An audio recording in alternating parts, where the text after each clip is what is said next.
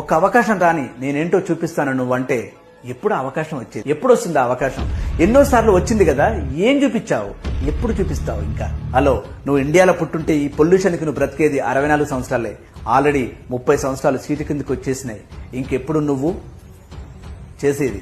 ఇంకా నువ్వు ఖచ్చితంగా చేసేది కేవలం 10 నుంచి 15 సంవత్సరాలే. నీకు 50 సంవత్సరాలు వచ్చిన తర్వాత ఆ తర్వాత నువ్వు ఏదైనా చేయాలన్నా ఏమీ చేయలేవు.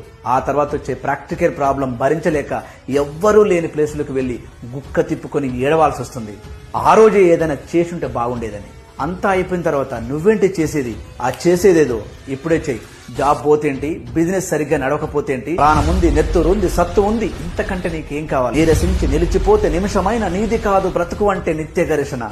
ఎప్పుడు ఓటమిని ఒప్పుకోకు, ఎప్పుడు ఓపికను వదిలిపెట్టుకోకు. లే.